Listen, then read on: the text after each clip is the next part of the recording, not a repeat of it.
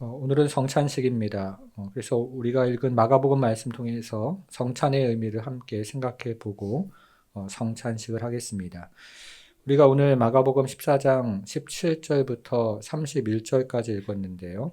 여기에 나오는 성찬의 내용은 22절부터 26절에 나와 있습니다. 앞에 있는 본문과 뒤에 있는 본문은 예수님이 제자들을 배신한다는 예고를 하시는 내용으로 되어 있고, 그 안에 있는 내용 22절부터 26절 가운데 성찬식의 본문이 있습니다. 우리는 이와 같은 구조를 샌드위치 구조라고 하는데요. 가운데에 있는 내용이 핵심이 됩니다. 그래서 앞에 있는 내용과 뒤에 있는 내용을 먼저 살펴본 후에 가운데 있는 성찬식의 내용을 함께 생각해 보겠습니다. 오늘 본문의 배경은 6월절입니다. 6월절이 되자 예수님은 제자들을 데리고 예루살렘 성내로 들어가셨습니다. 오늘 본문을 시작하는 17절이 바로 그 말씀인데요. 저물매 그 12를 데리고 가서 6월절이 되자 예수님께서 제자들 12를 데리고 예루살렘 성내로 들어가셨다는 뜻입니다. 6월절은 우리나라의 독립기념일과 같은 절기인데요. 이스라엘의 가장 거룩한 절기입니다. 6월절이 되면 가장이 온 가족들을 모아서 6월절의 의미를 이야기한 후에 함께 식사를 했는데, 지금 예수님은 제자들을 모아놓고 6월절에 대한 의미를 말씀하신 후에 함께 식사를 하셨습니다. 그런데 예수님께서 이렇게 6월절 식사를 하시는 도중에 갑자기 제자들의 배신에 대한 말씀을 하십니다. 그 다음 절 18절인데요. 다 앉아 먹을 때 예수께서 이르시되 내가 진실로 너에게 이르노니 너희 중에 한 사람 곧 나와 함께 먹는 자가 나를 팔리라 말씀하셨죠. 예수님이 제자들과 함께 6월절 기념하면서 식사를 하시다가 갑자기 제자 중에 한 사람이 나를 팔 것이라고 예고하십니다. 성찬식은 당시나 지금이나 교회에서 하는 가장 거룩하고 또 중요한 예식인데, 이와 같은 거룩한 예식을 진행하는 중에 제자 중에 하나가 자신을 팔 것이라고 말씀하시는 것입니다. 여러분, 그러면 예수님을 배신하는 이 사람은 누구일까요? 이 사람은 유다죠. 그런데 우리가 지금 살펴보는 마가복음은 다른 복음서와는 다르게 유다에 대해서 언급을 하지 않습니다. 화면으로 마태복음 26장 25절을 보시겠습니다. 예수를 파는 유다가 대답하여 이르되 랍비여 나는 아니지요. 대답하시되 네가 말하였도다 하시니라. 마태복음에는 유다의 질문과 예수님의 대답이 기록이 되면서 예수님을 파는 자가 누구인지를 기록하고 있지만, 마가복음에는 그런 기록이 나와 있지가 않습니다. 요한복음도 한번 보겠습니다. 13장 21절부터 26절인데요. 네, 같이 읽어보겠습니다. 시작. 내가 진실로 진실로 너희에게 이르노니 너희 중 하나가 나를 팔리라 하시니 예수께서 대답하시되 내가 떡 한 조각을 적셔다 주는 자가 그니라 하시고 곧 한 조각을 적셔서 가롯 시몬의 아들 유다에게 주시니. 요한복음에는 예수님이 유다에게 떡 한 조각을 주심으로 배신자가 누구인지를 밝히지만, 마가복음에는 그런 내용이 나오지가 않습니다. 이처럼 마가복음은 예수님이 말씀하시는 배신자가 누구인지를 특정하지 않고 이야기를 진행하고 있죠. 우리가 지금 살펴보는 마가복음 14장 18절도 마찬가지입니다. 18절에 보면 예수님은 나와 함께 먹는 자가 나를 팔 것이라고 말씀하셨는데, 당시의 6월절 식사는 모두가 함께 참여하는 공동의 식사였습니다. 그래서 예수님이 말씀하신 나와 함께 먹는 자가 나를 팔 것이라는 말씀은 이 배신자의 범위를 좁히는 것이 아니라 오히려 배신자의 범위를 넓혀주고 있는 말씀입니다. 다시 말씀드리면, 당시에는 모든 사람들이 6월절 식사를 공동으로 진행을 했기 때문에 나와 함께 먹는 자는 어느 한 사람을 가리키는 것이 아니고, 그 자리에서 예수님과 함께 식사를 하고 있는 모든 사람들을 의미하는 것이었기 때문에 이 말씀은 한 사람을 특정하는 것이 아니고 배신자의 범위를 모든 제자들로 확대하는 것입니다. 여러분, 그러면 마가복음이 다른 복음서와 다른 관점으로 기록을 하고 있는 이유가 무엇일까요?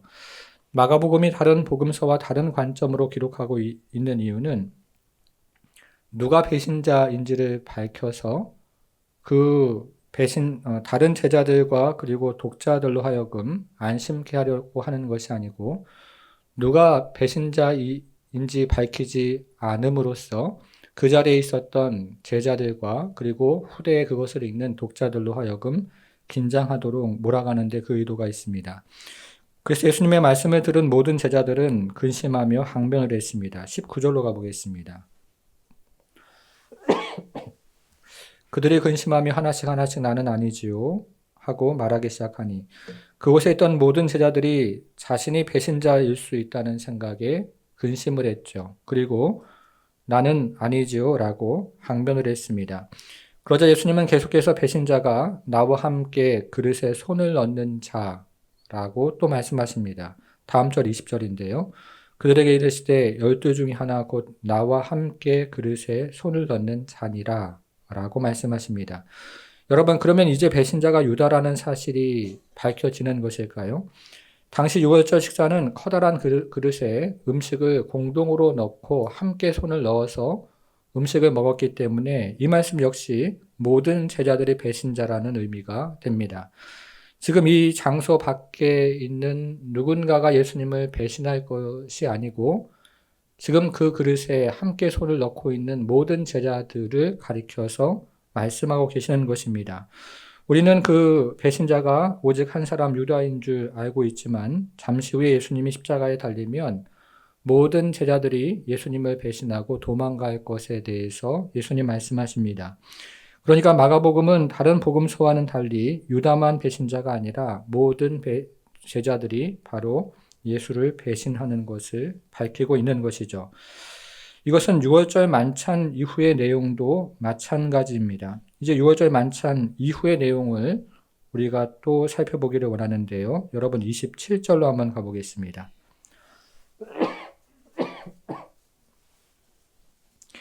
27절부터 31절까지 나와 있는데요. 먼저 27절을 보겠습니다. 예수께서 제자들에게 이르시되 너희가 다 찾았습니까? 그 다음 뭐라고 되어 있죠? 다 나를 버리리라. 예수님은 제자들에게 너희가 다 나를 버리겠다고 말씀하십니다. 이때 예수님이 말씀하신 버리다라는 말은 발을 헛딛다 혹은 넘어지다 라는 의미입니다. 이 단어는 수동적인 의미를 가지고 있는데요. 이 단어는 제자들이 고의로 예수님을 저버린다는 의미가 아니고 그들의 연약함과 비겁함 때문에 예수님을 저버린다는 뜻입니다. 다시 말하면 제자들이 의도적으로 예수님을 저버리는 것이 아니라 실패와 실수로 예수님을 저버리는 것입니다.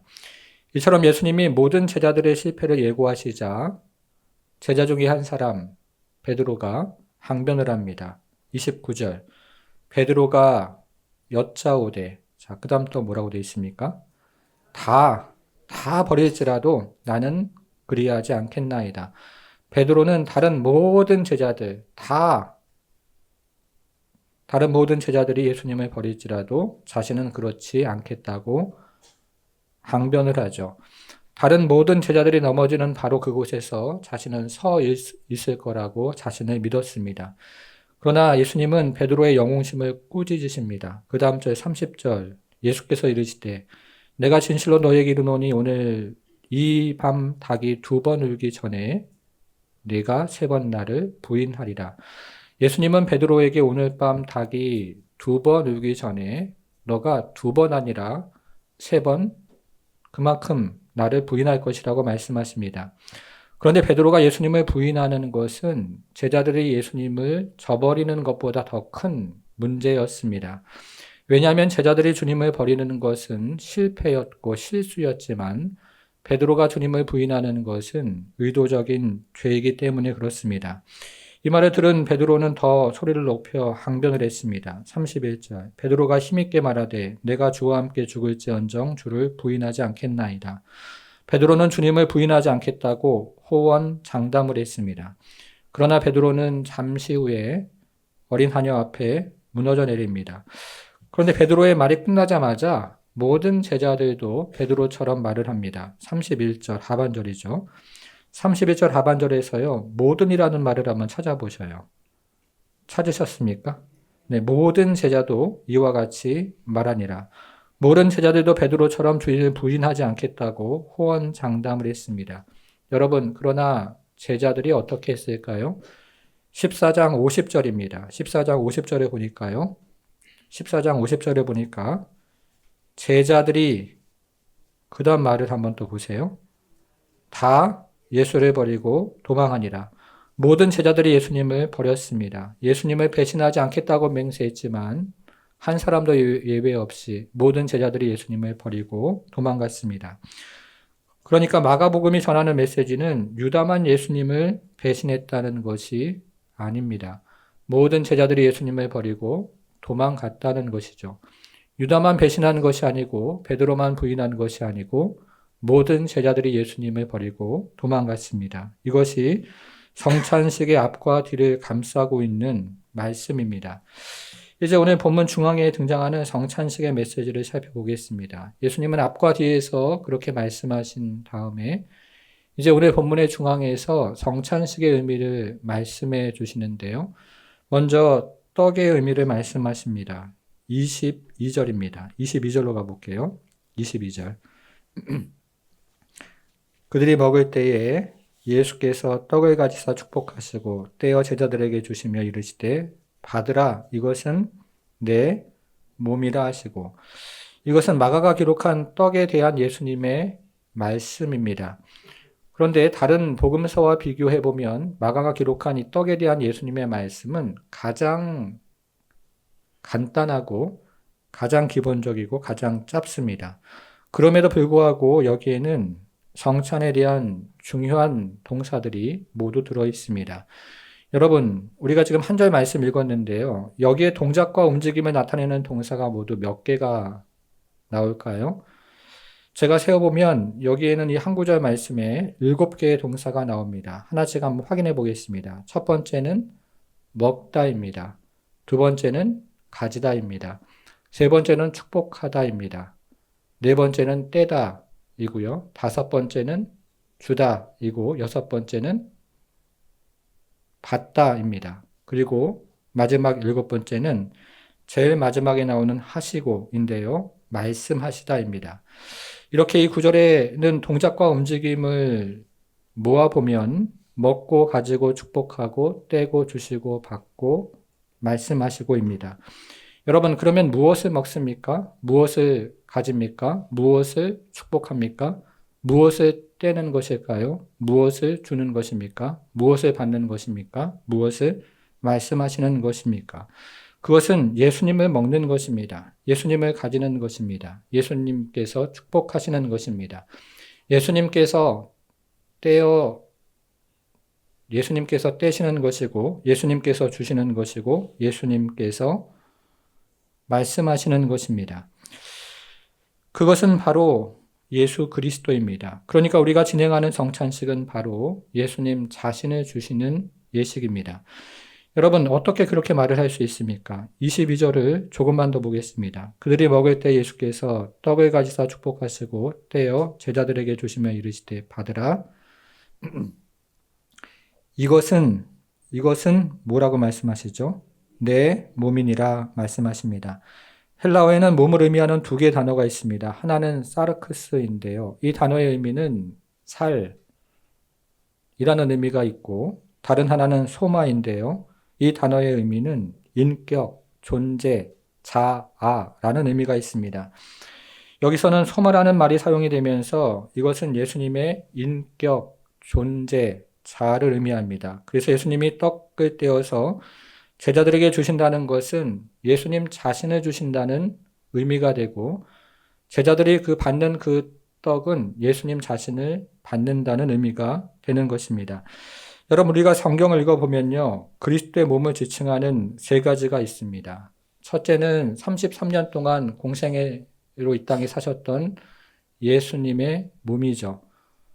둘째는 예수님의 머리로 하는 신자들의 공동체, 즉 교회를 그리스도의 몸이라고 성경은 이야기합니다. 그리고 마지막 세 번째는 오늘 본문에 나오는 성찬입니다. 성경은 이렇게 각각의 것들을 그리스도의 몸으로 언급합니다. 예를 들어서요, 사도 바울은 신자들의 공동체와 성찬을 언급할 때 그것을 예수님을 닮은 몸이라거나 예수님을 상징하는 몸이라고 표현하지 않고 그것을 문자 그대로 예수님의 몸이라고 표현을 했습니다. 신자들의 공동체가 그리스도의 몸인 것처럼 성찬 역시 그리스도의 몸이라고 말씀하십니다. 직접 말씀하셨죠.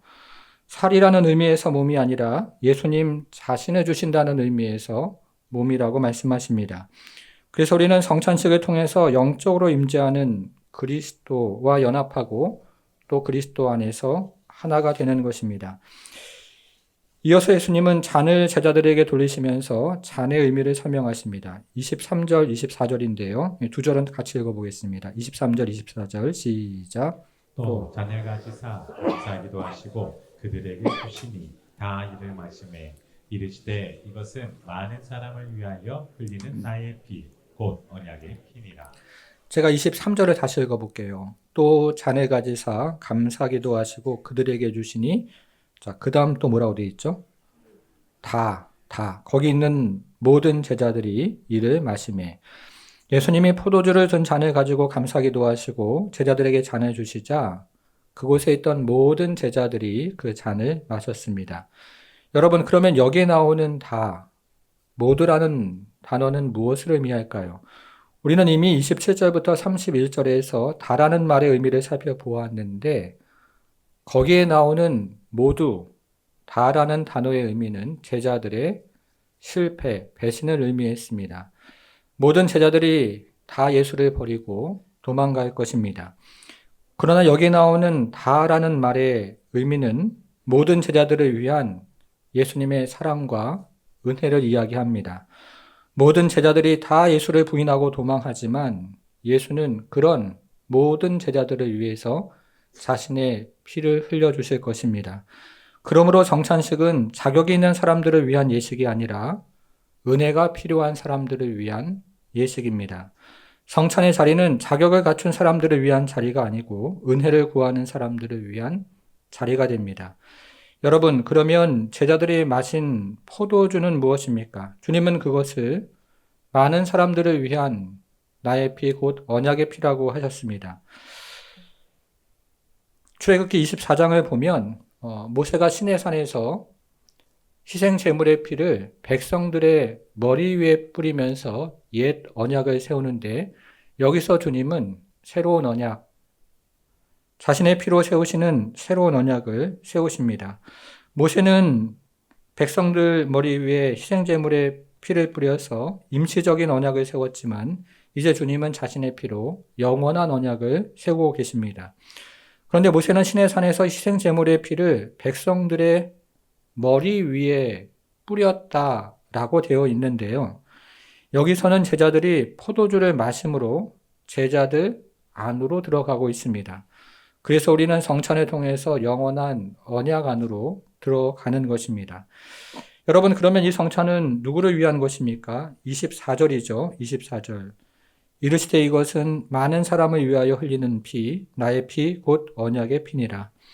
여기서 많은 사람들은 예수 믿는 사람들입니다. 예수의 피로 거듭난 하나님의 백성입니다. 그러나 오늘 본문에서 예수님께서 말씀하시는 많은 사람들은 1차적으로 그곳에 예수님과 함께 있던 제자들이죠. 예수님과 함께 떡을 먹고 포도주를 마시는 그곳에 있는 제자들입니다. 그런데 예수님의 제자들이 어떤 사람들이었습니까? 우리가 앞에서 살펴보는 것처럼 예수님을 버리고 도망가는 사람들이죠. 실패한 사람들이고 실수하는 사람들입니다. 그러므로 성찬식은 자신의 믿음을 자신하는 사람들을 위한 것이 아니라 자신의 믿음의 연약함을 인정하는 사람들을 위한 것입니다. 성도 여러분, 앞에서 제가 말씀드린 것처럼 오늘 본문은 샌드위치 구조로 되어 있습니다. 처음에 제자들의 배신에 대한 이야기가 나오고 중간에 예수님의 성찬식이 나오고 마지막에 다시 제자들의 배신에 관한 이야기가 나옵니다. 이런 구성에서 앞과 뒤에 나오는 제자들의 불신앙과 가운데 나오는 예수님의 자기 희생은 극명한 대조를 이루고 있습니다. 다시 말하면 예수님은 자격 있는 자들을 위해서 자기의 생명을 내놓으시는 것이 아니고 자격이 없는 사람들, 심지어는 비겁하고 도망가는 사람들을 위해서 자신의 생명을 내놓으셨다는 것을 예수님의 성찬식의 가운데서 보여주고 있는 것입니다. 로마서 5장 8절 말씀처럼 우리가 아직 죄인 되었을 때에 그리스도께서 우리를 위하여 죽으심으로 하나님께서 우리에 대한 자신의 사랑을 확증해 주시는 예식이 바로 성찬식입니다. 그래서 성찬식은 죄인들을 향한 하나님의 사랑을 보여주고 있습니다. 1950년 한국전쟁이 일어난 해에 성탄절 밤에 남편을 군대에 보낸 한 여인의 출산이 임박해 왔습니다. 한밤중에 산기를 느낀 부인은 자신을 친절하게 대해 주었던 선교사 부부를 찾아가기로 마음을 먹었습니다. 그런데 선교사의 집으로 가려면 산기슭을 내려와서 다리를 건너가야 하는데 그날따라 눈이 계속해서 내려서 온 세상이 눈바다가 되었습니다. 그래서 부인은 다리 밑까지 겨우겨우 왔지만 진통이 너무 심해져서 더 이상 걸어갈 수가 없게 되었습니다. 그래서 부인은 다리 밑으로 기어 내려가서 나무 판자를 깔고 그 위에다가 아기를 낳았습니다. 그러나 아기를 덮어줄 것이라고는 입고 있던 저고리와 치마가 전부였습니다. 그래서 부인은 자기 옷을 벗어서 아기를 감싸고 옆에 있던 가마니를 가지고 바람을 막았습니다. 그리고는 기진맥진해서 그 자리에서 쓰러져 버렸습니다. 다음날 아침이 되었을 때 선교사 부부가 여인의 집에 성탄 선물을 주려고 차를 가지고 가고 있었는데 그만 그 차가 그 다리에서 고장이 났습니다. 고장난 차를 고치다가 다리 밑에서 새어나오는 어린 아이의 울음소리를 들었습니다. 그래서 다리 밑으로 가보니까 갓난아이가 치마에 쌓인 채 울고 있었는데 그 아기 곁에는 얼어 죽은 엄마가 그대로 누워 있었습니다. 선교사 부부는 그 아이를 데려다가 자신의 아이처럼 키웠습니다. 아기는 한 살 한 살 커갔고 그러면서 자신의 내력을 선교사 부부에게 물었지만 선교사 부부는 대답을 하지 않고 있다가 그 아이가 12살이 되던 해 생일날인 크리스마스 때 그동안 있었던 이야기를 들려주었습니다. 이야기를 들은 12살 소녀는 엄마 무덤으로 달려가서 엎드려 기도하며 통곡했습니다. 그리고 입고 있던 옷을 벗어서 차디찬 엄마의 무덤에 덮으면서 벌거벗은 몸으로 부르짖었습니다. 엄마, 그때 엄마는 나보다 훨씬 더 추웠지요. 이 이야기를 기록한 장자옥 목사는 다음과 같이 글을 맺었습니다. 저는 이 이야기를 읽을 때마다 눈시울이 붉어집니다. 동시에 나 같은 놈 살리겠다고 십자가 위에서 살이 찢기고 피를 쏟으신 예수님을 생각합니다. 내가 아직 죄인 되었을 때에 아니 미처 죄가 무엇인지도 깨닫지 못하던 그때 주님은 머리에 가시관 쓰고 손발이 못에 박히고 십자가에 피 흘려 죽으셨습니다. 사랑하는 여러분, 이 사랑을 보여주는 것이 바로 성찬식입니다. 여러분, 그러면 성찬에 임하는 우리의 자세는 무엇이어야 할까요? 22절을 다시 한번 보겠습니다. 22절. 같이 한번 읽어볼게요. 시작. 그들이 먹을 때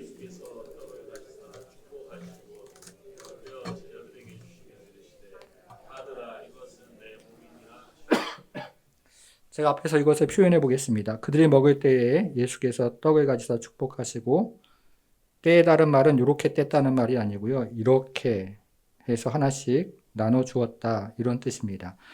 다시 볼게요. 22절. 그들이 먹을 때 예수께서 떡을 가지고 축복하시고 그 다음 뭐라고 되어 있죠?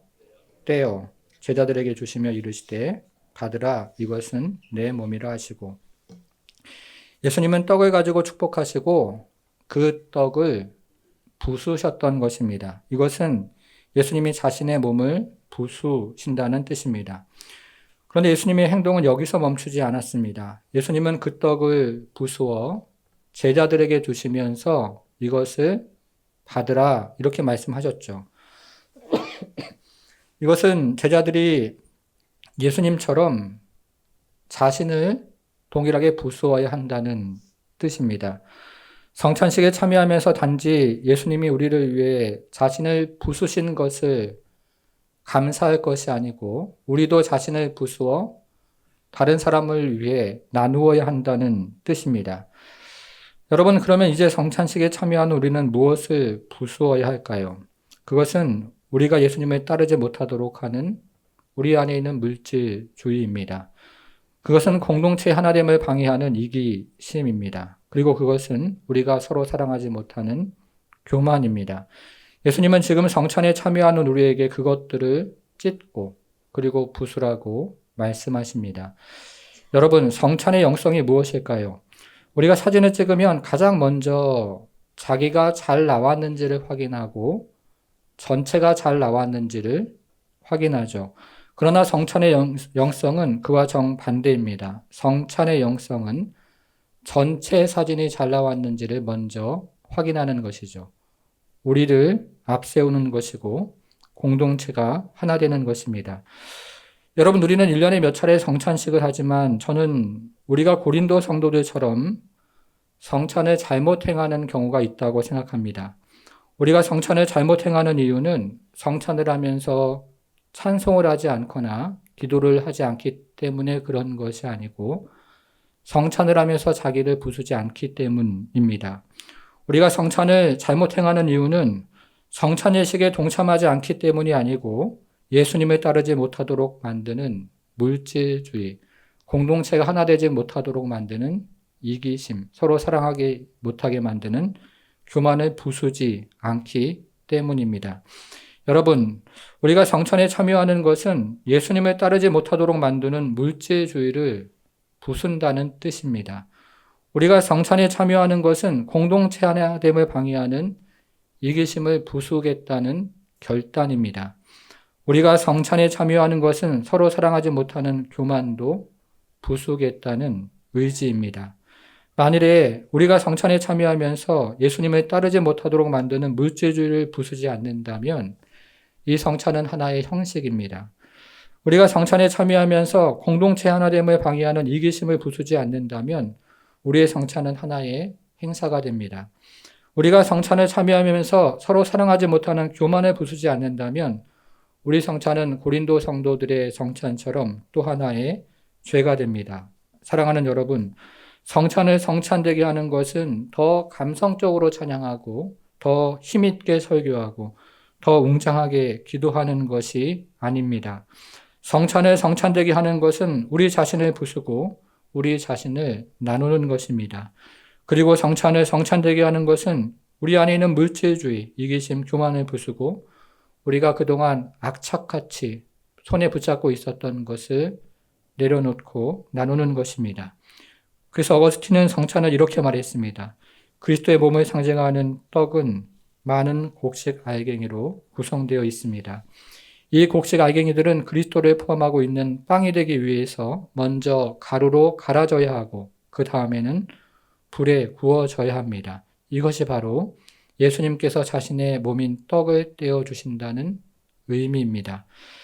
사랑하는 여러분, 이제 성찬을 진행할 텐데요. 우리가 우리 안에서 정말 그리스도를 따라가고자 하는 진실한 마음으로 그리고 성령께서 우리 가운데 임하셔서 우리 스스로 할 수 없지만 성령의 은혜로 그리스도를 따라가는 그런 은혜를 구하면서 우리 주님 주시는 그 은혜들을 다시 한번 동참하고 이 성찬을 진행하는 동안에 우리의 영혼과 주님을 향한 사랑 그리고 공동체가 하나 되어지는 그런 은혜와 복을 누리는 성찬식이 되기를 주님의 이름으로 축원합니다. 사랑하는 여러분, 어느덧 한 해가 저물어 갑니다. 이 시간 주님 앞에 서서 지난 한 해를 곰곰이 돌아보며 우리가 정직하게 정결한 마음으로 주님 앞에 기도하기를 원합니다. 한 해를 돌아보면 주님 앞에 감사한 건 많지만 또 한편으로는 주님 앞에 죄송하고 그리고 부끄럽고 회개할 것 참 많이 있습니다.